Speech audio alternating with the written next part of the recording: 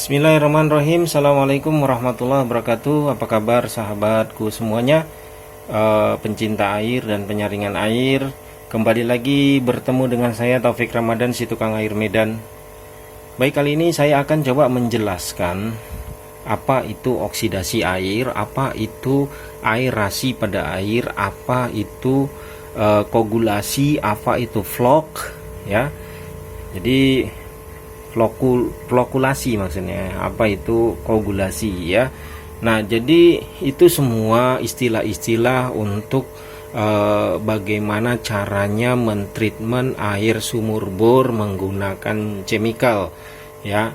Jadi penyaringan yang terbaik, pengolahan air, treatment yang terbaik untuk air sumur bor dalam yang kuning, berminyak, kotor, merah, itu memang yang terbaik adalah menggunakan chemical, ya. Tapi chemical pun atau bahan-bahan kimia pun itu sebenarnya di treatment awal pertama saja ya kawan-kawan, karena nanti finishing akhirnya itu semua unsur kimianya hilang, ya. Jadi yang perlu Anda ketahui bahwasannya memberikan kimia, bahan-bahan kimia di dalam pengolahan air baku di tahap awal itu adalah untuk proses penghematan dari biaya operasional, ya. Jadi kalau tanpa ada oksidasi menggunakan bahan-bahan kimia itu, maka akan merusak dari isi media saring, ya.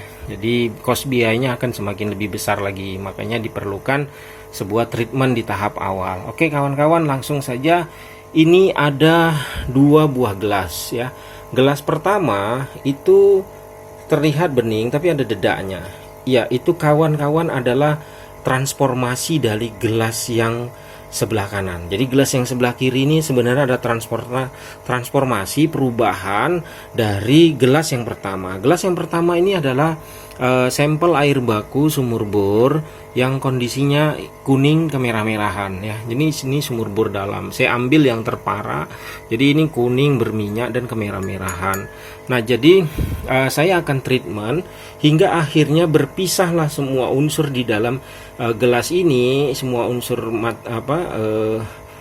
padatan terlarut dalam air yang ada di gelas yang sebelah kanan ini menjadi air di gelas yang sebelah kiri. Jadi semua unsur yang ada dalam kandungan itu terpisah setelah diproses oksidasi. Oksidasi adalah proses pelepasan unsur di dalam air menggunakan bantuan bahan-bahan oksidator. Oke. Nah, apa itu bahan-bahan oksidator? Nah, di sini saya pakai hanya ada tunjukkan 2 buah bahan oksidator, yaitu pertama kaporit, ya, yang serumpun dengan kaporit atau satu keluarga dengan kaporit ini, yaitu juga adalah soda as, ya, tawas, ya. Nah, juga NaOH, ya, itu juga bahan-bahan untuk oksidasi. Dan untuk flokulasi kita mengambil sampel ini adalah PAC, ya, polyaluminium klorida. Nah, PAC ini yang serumpun dengan dia ada polimer, ya, juga itu satu lumpur, ya. Jadi PAC yang ada yang mudah saya cari ini adalah PAC. Kemudian bahan-bahan oksidator lain apa, ya? Itu oksigen, ya. Oksigen. Jadi memberikan udara ke dalam air. Istilahnya dinamakan aerasi, yaitu proses pemberian udara yang berlebih ke dalam air agar terpisah semua unsur kandungan zat padat terlarut dalam air. Karena bahan-bahan oksidasi di dalam air itu adalah cahaya, udara, ya, dan bahan oksidator buatan seperti yang tadi kaporit, soda as, NaOH, ya. Jadi bahan-bahan oksidator. Nah, oke, kita mulai saja. Ini ada air sumur bor kawan-kawan. Ini air sumur bor yang di sebelah kanan ini airnya lumayan berat, ya. Kalau nggak dikasih treatment di awal, itu diberikan mangan ginseng perolat zeolit, itu umurnya nggak lama. Seminggu 2 minggu dia akan mengulah lagi. Jadi kita harus membutuhkan sebuah treatment.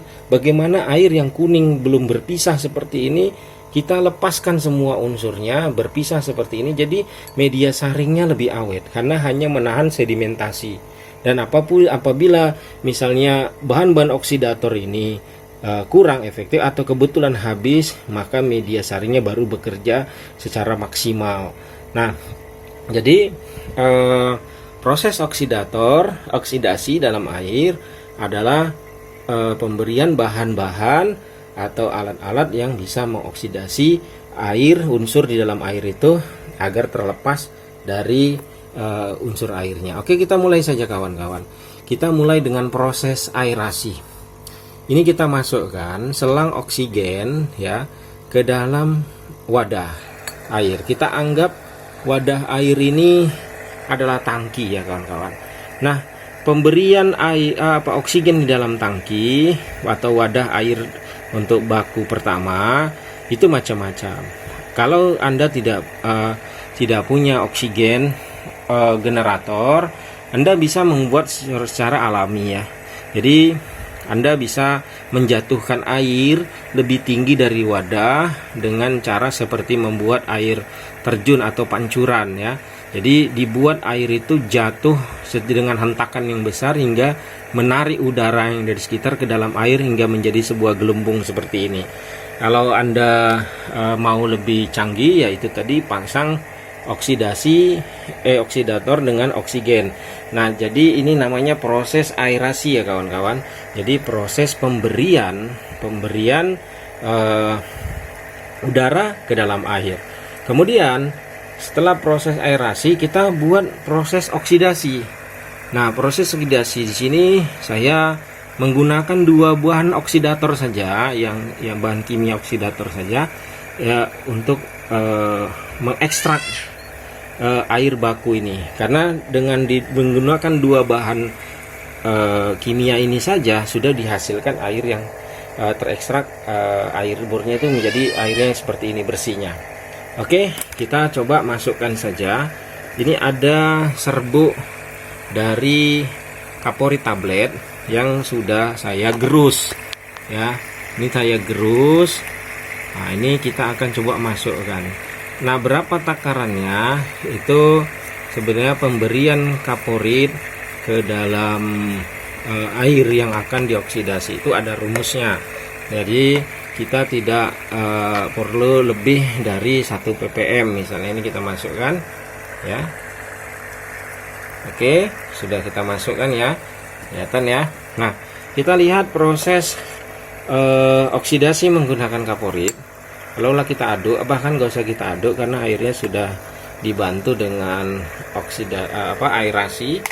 Kita lihat airnya makin kuning ya, makin kuning setelah diberikan kaporit. Lalu kita akan coba masukkan oksidasi yang kedua, yaitu koagulasi menggunakan PAC. Oke, kita akan lihat ini ya. Kita akan masukkan proses yang kedua, yaitu proses koagulasi.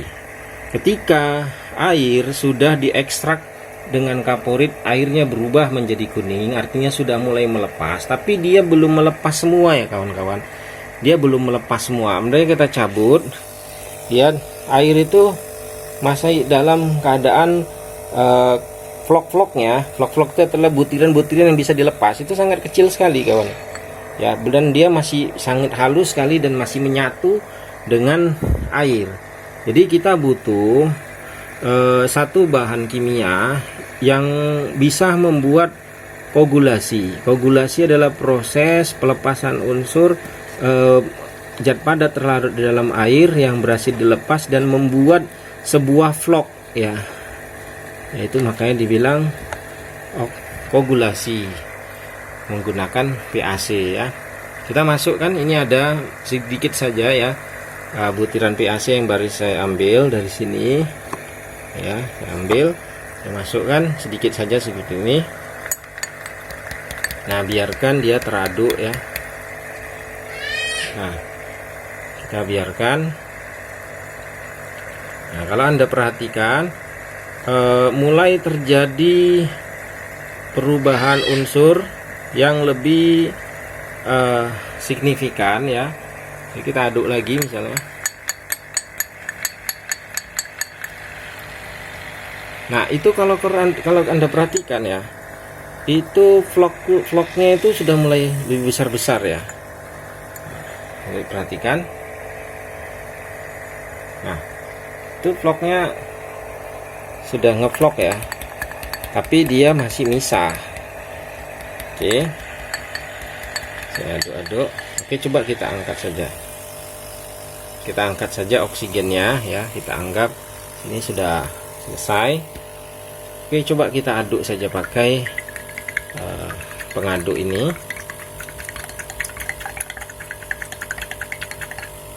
Oke, kalau Anda perhatikan flokulasi yang terjadi itu sudah mulai banyak ya. Ya, sudah mulai banyak. Oke, kita perhatikan. Nah, jadi air bur tadi sudah terekstrak ya. Kuningnya ini adalah kuning dari hasil pelepasan dari unsur padatan terlarut di dalam airnya yang sudah memisah karena proses oksidasi dan aerasi. Itu nanti kawan-kawan, kalau misalnya kita biarin lebih dari 5 menit atau ketika sudah tenang ini airnya, maka endapan itu akan turun ke bawah. Cuman kan itu lama kawan-kawan, ini baru segelas. Bagaimana dengan satu tangki kapasitas 1000, 2000 atau 3000? Maka kita butuh proses ngevlog yang lebih cepat. Maka di situ kawan-kawan bisa memilih bahan untuk flokulasi itu menggunakan polimer. Jadi sama polimer ini, koagulasi yang berhasil terlepas dan membentuk melayang-melayang seperti ini, itu kena polimer itu akan jatuh ke bawah kawan-kawan, dan dia akan berbentuk seperti jelly. Jadi ketika nanti membersihkannya akan mudah membuangnya, karena dia akan jatuh berbentuk seperti jelly-jelly. Dia terikat semua kawan-kawan. Nah, jadi hingga akhirnya pelepasan unsur itu dan menghasilkan air yang bersih dan bening seperti ini itu lebih cepat menggunakan polimer. Nah, kebetulan saya sedang kosong polimer, jadi saya nggak bisa mendemokannya, tapi ke depan insya Allah nanti saya upayakan. Jadi ini adalah request permintaan dari teman saya. Ada beberapa orang, kalau saya kumpulkan dari beberapa permintaan yang masuk, itu ada sekitar 7 orang yang punya kasus yang sama. Bagaimana sih cara mengoksidasi air sumur bor saya yang kuning berminyak? Saya tahu itu oksidasi, tapi saya nggak tahu prakteknya. Mungkin dengan praktek kecil seperti ini Anda mungkin bisa mengembangkannya dengan versi Anda sendiri. Karena kalau saya praktekkan secara langsung itu mungkin butuh waktu dan masa yang lama. Jadi dengan seperti ini Anda silahkan berkreasi sendiri macam mana caranya bisa membuat yang seperti saya lakukan. Oke, kita lihat sudah mulai tenang ya airnya. Itu nanti akan sebersih ini ya kawan-kawan. Nanti airnya akan sebersih ini. Ya, kalau kita perhatikan dia sudah mulai turun ya. Oke. Nah, coba perhatikan.